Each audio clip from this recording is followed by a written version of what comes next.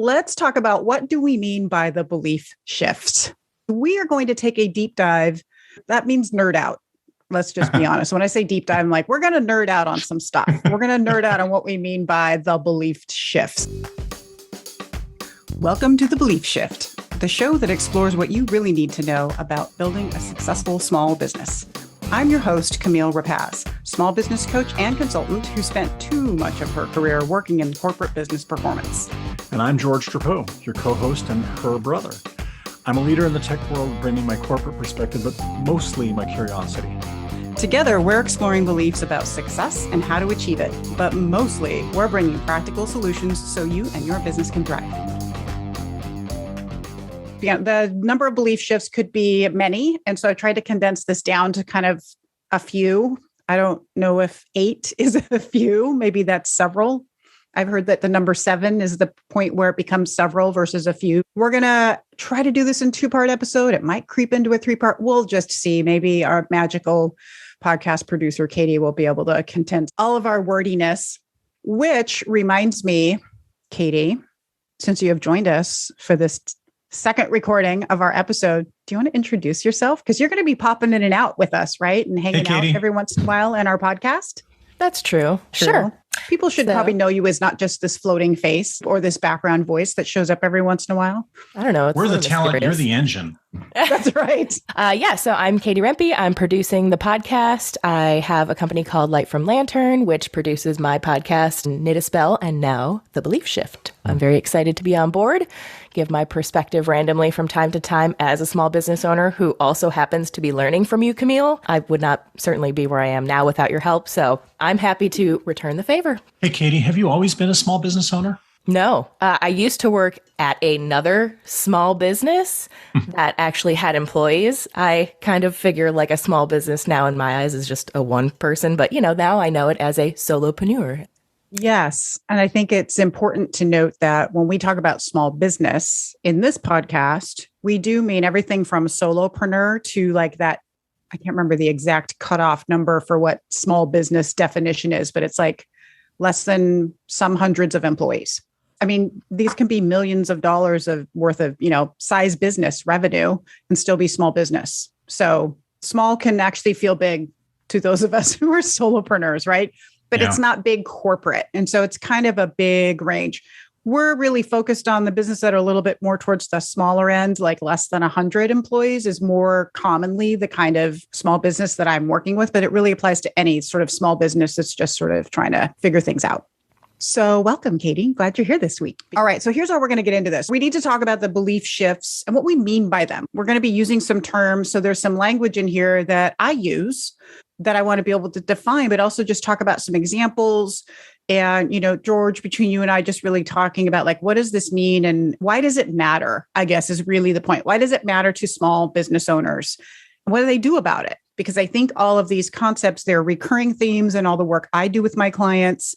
And I think they're really important for small business owners to understand. So that's what we're hoping to do today. But it also is just introducing ideas and themes that will be throughout the pod. These things will continue to show up over and over again. So this is by no means the end all be all one-time discussion on any one of these topics. It is the introduction to all of these topics. Let me run through the list of what we're going to talk about. And I think I've also decided I'm going to do a quick reference guide on these that I'll make sure there's a link in the podcast notes so that people, if, people are like, what, I want to capture, I know, you're in your car, you're walking the dog, you're doing whatever while you're listening to the podcast, you cannot take notes right now. So I'll create a little quick reference guide. So as you're listening to this, you'll also be able to just download that and you'll have all the basic stuff we're talking about.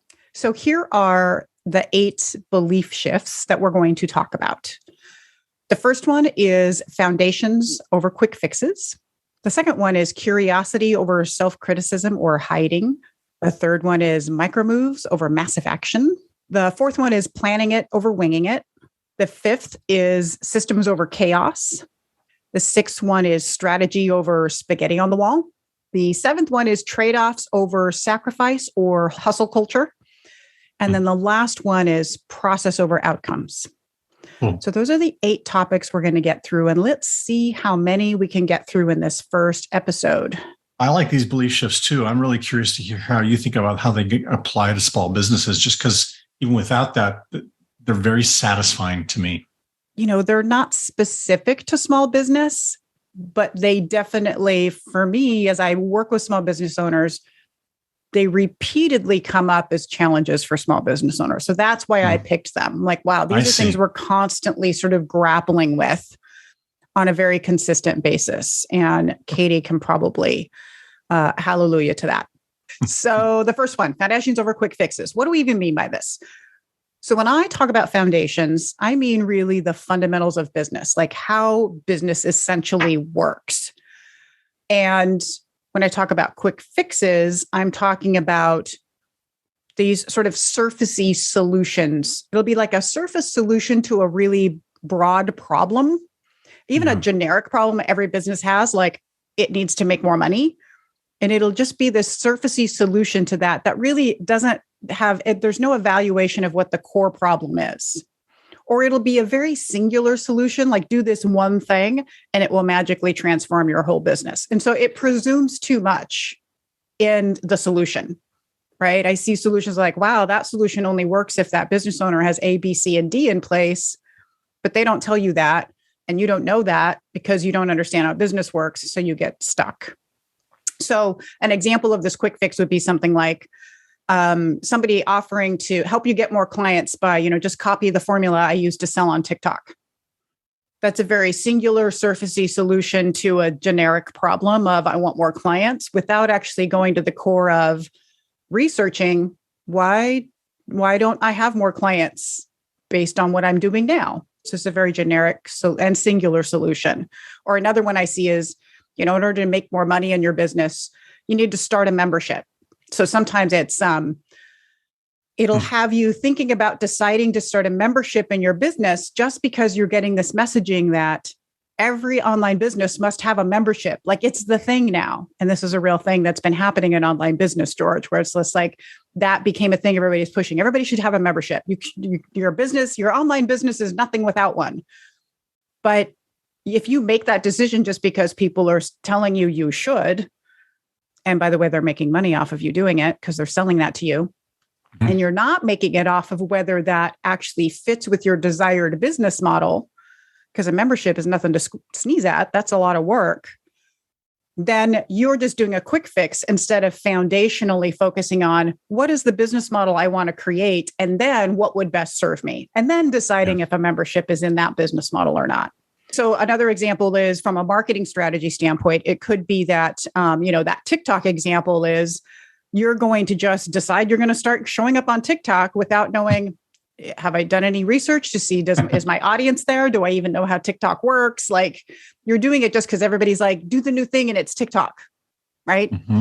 And so that's a quick fix that you're trying to grab onto versus having an actual foundational understanding of what will work in your business. Yeah. So, question to George. Why does this shift matter? Why do we need to go from quick fixes to foundations? Well, I have two answers. One is there's a saying we have in software development when you're debugging, which is, fixing problems that you have in software. So what'll happen, the behavior is software engineer has a problem to fix and they go and they change something. They say, I fixed the problem. And then their lead engineer says, well, how? What did you change? What was the problem you fixed?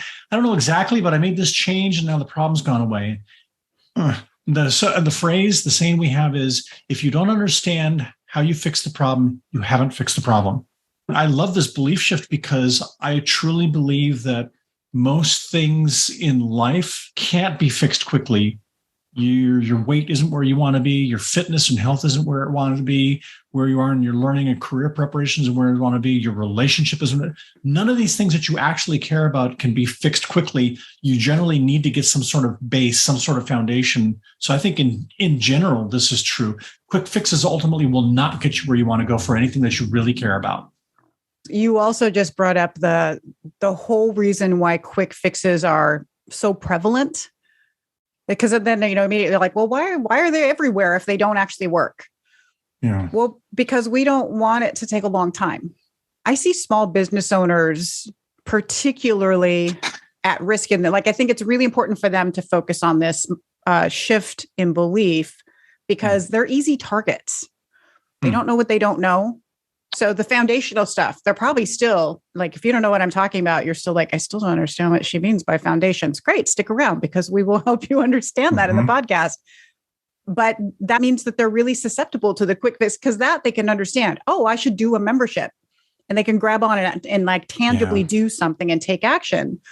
Yeah. So there's this, I think of it as like spoon feeding them a strategy without helping them make the right decisions to develop their own strategy. It's I'm going to give you the fish instead of teach you to fish, right? It's that classic problem. And I said, my example there, I was like, oh, and then sometimes they give you the fish and it doesn't even taste good. Like you just said, like, I don't even want to eat that fish. It was gross. It tasted awful. And why did I do it? Business owners are just, I think, more at risk in this space with the way things get marketed to them. People are taking advantage of the fact that they don't know what they don't know and trying to sell them on solutions that they're not ready for or aren't right for their business or all sorts of things. And it costs them time and money. And then that could be the downfall of your business ultimately if you make enough of those bad quick fix choices. How do you get the benefits of this shift now? So I really want people to always be able to take some kind of action. And I think on this one, my thought is, I remember when I first started to get the lens on what was a quick fix marketed idea versus finally started to see like, oh, I see what's happening there. I get what that thing is they're trying to sell me. So when you finally can start spotting them, it's almost like, somebody's just opened this door to this other world of seeing how the marketing and small business and online business is working.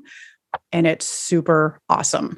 So I say, start looking for trying to spot these. How can you spot the quick fix and the copycat solutions? How can you spot these things? Just start to identify them, whether it's every time you're on social media, you see stuff in your email box or whatever it is. Ask yourself if this is really a quick fix solution that's just hitting on the surface, is presuming a whole lot of stuff about your business, or if it's actually teaching you some really fundamentals of business that is helpful. And I think just starting to look at things in that way would be helpful. What do you want to add to that, George? I was thinking, look, so what would a rule of thumb be or a little trick to help me think how foundational or quick fixes? And I guess going back to the software thing, if I can't explain to you how I fix the problem, then I haven't fixed it. So if I'm thinking about something that I'm doing and I can't explain why I'm doing it, it's probably a quick fix. It's probably not foundational. Or if I think on the positive side, if I were to explain what to do to a friend or another business, if I can explain, here's why you'd want to do it, then you're thinking foundationally. I like that. Those are great questions for people, I think, as they're looking at any of those things, if they can answer those questions. If their only answer to why is because it's supposed to make me money, that's not a good enough answer. Yeah. Which absolutely. is a really hard one for small business owners, because we're all just like, how do I find the way to make more money or make the money easier? That is an outcome that is a result of lots of stuff going on in your business. Mm-hmm. So it's not the actual problem. And that's the problem of the quick fix. The quick fix is selling you on the problem of I don't have enough clients or enough revenue, but that's not really what the problem is in your business. That's happening because of other stuff, other problems in your business that you don't know about. Yeah. That's foundational fixes. We'll focus on those. Quick fixes, we'll just try to find, a quick way to get you more money. Should we talk about number 2? Yeah, I love this one. Curiosity over self-criticism or hiding from judgment. Yeah. So curiosity is learning mindset. That's how I think of that. It's just having an open learning mindset. So not being concerned with being right, but with being informed, seeking to understand. Yeah. That's what I think of as the curiosity learning mindset. Self-criticism and hiding from judgment, those aren't exactly the same thing, I recognize, but I put them together because I see them both as being on the counter to the curiosity, right? Or actually, I should say it the other way. Curiosity is what can be the counter to self-criticism or hiding from judgment. So self-criticism is, you're just overly critical of your own work. We're our own worst critics. Hiding from judgment is that you're fearing what other people think. And so they live in the same realm of, I worry about what I think of myself, and then I also worry about what everybody else thinks. And some people talk about this also as imposter syndrome. So you can get this sense of who am I to be out here doing all of this business coaching? I'm not expert enough to do this. And somebody's going to find me out that I'm a fake or a fraud. So that's what I mean by the curiosity versus self-criticism or hiding from judgment. Yeah. And in small business, it shows up in a lot of different ways, but some of the obvious ones will be people not wanting to get on video or speak at an event, or anything that's about publicly sharing their ideas can feel really scary, especially if as a small business owner, you've never had to do that before.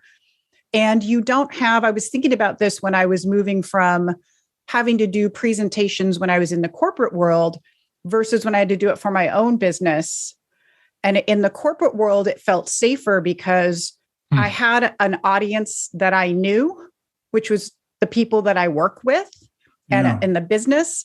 And everybody knew it was my job to talk about these things. So I didn't feel as much imposter syndrome there as I did when I went out on my own. And I was like, what is everybody going to think of these? What are all these random strangers going to think of my ideas?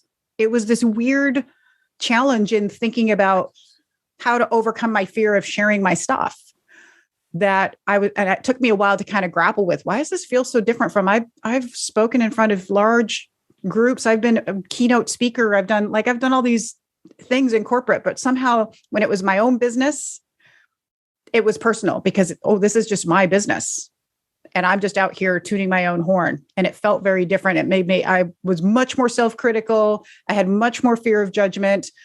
And so I think a lot of small business owners go through this, but the way to combat that is to move into all of those activities with more curiosity than trying to get a specific outcome. So instead of, I need everybody to like me, I don't want anybody to make a bad comment on my post. And so I'm all worried about that. Instead to go, I wonder what people will think of this idea. Mm-hmm.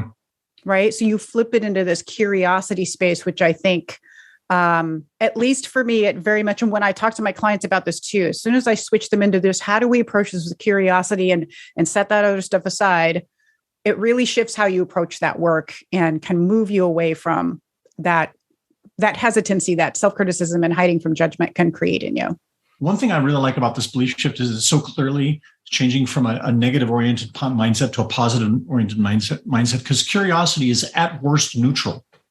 At worst neutral. So if you're into the point where you're just asking questions, you're curious, sort of thinking, what I can learn from this, you're tending not to critique yourself or attack yourself. Beautiful. I love this, Camille.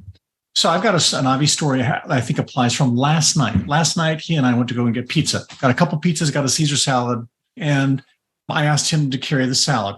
Caesar salad with dressing on top, and he was going back to the car, and he was going to put stuff in the trunk, and I was putting stuff in the front seat, and then I heard something. He had spilled the salad, dropped the salad, flipped over, and fell on the ground. Yeah.